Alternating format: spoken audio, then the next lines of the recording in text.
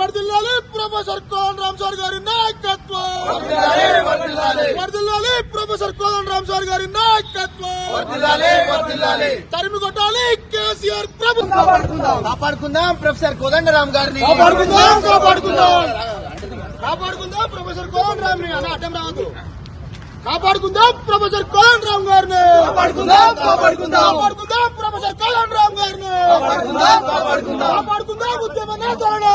కాపాడుకుందాం ప్రొఫెసర్ కోదండరామ్ గారిని.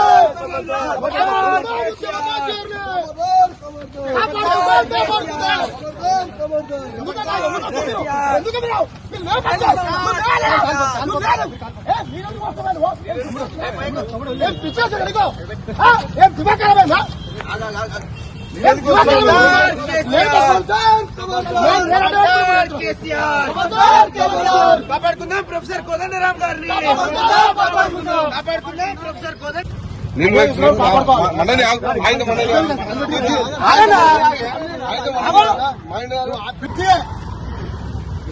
మీరు ఖబర్దార్ కేసీఆర్. ఖబర్దార్ కేసీఆర్. ఖబర్దార్ కేసీఆర్. టీఆర్ఎస్ ప్రభుత్వంలో ఉన్నప్పుడు ఉద్యమకారులను పట్టించుకోలే. ఉద్యమకారులను ఉద్యమ ద్రోహులుగా చూసిండు. కనీసం ఈ యొక్క ప్రజల పాలన, ప్రజలందరూ కలిసి కాంగ్రెస్ పార్టీని గెలుచుకున్నాం.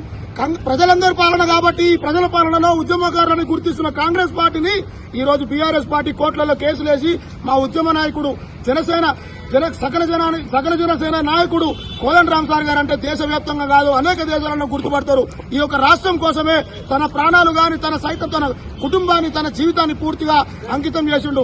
అలాంటి ఉద్యమ నాయకుడికి ఈ రోజు ఎమ్మెల్సీ పదవి వస్తుందంటే బీఆర్ఎస్ ప్రభుత్వం కోర్టులలో కేసులేసి అడ్డుకుంటున్న వైఖరిని మేము పూర్తిగా ఖండిస్తున్నాం. ఎందుకంటే మీరు ఆ రోజు మీ యొక్క ఎమ్మెల్సీ దాసో శ్రవణ్ గాని సత్యనారాయణ గారు గాని మీరు పంపించినప్పుడు ఆ అప్లికేషన్ గవర్నర్ గారు రీ అప్లికేషన్ పంపించమని చెప్పి గవర్నర్ గారు మీకు చెప్పడం జరిగింది. కానీ ఆ రోజు కేసీఆర్ రీ అప్లికేషన్ పంపించుంటే ఈ యొక్క ఎమ్మెల్సీలలో వాళ్ళిద్దరిని అప్లికేబుల్ చేసేవారు, ఎమ్మెల్సీలు ఇచ్చేవారు. కావాలని చెప్పేసి కేసీఆర్ ఒక బీసీ బిడ్డ ఉన్నాడు, ఎస్సీ ఎస్టీ బీసీ బిడ్డలని బతకనివద్దు, వాళ్ళని రాజకీయంగా ఎదగనివద్దు అనే ఆలోచనతోని ఆ రోజు ఆయన రీ అప్లికేషన్ పంపించకుండా దాసోదు శ్రవణ్ కి ఎమ్మెల్సీ ఇవ్వకుండా చేసిండు. ఆయన కూడా ఒక ఉద్యమకారుడే, ఆయన కూడా ఒక సోషలిస్ట్ యాక్టివిటీస్తే, ఆయన కూడా ఒక రాజకీయ నాయకుడే. కానీ ఆయనని బలి చేసిండు. ఈ రోజు ఒక రాజకీయ బలి పశువు చేసిండు కేసీఆర్ ఒక బీసీ బిడ్డని కూడా ఈ సందర్భంగా తెలియజేస్తున్నా.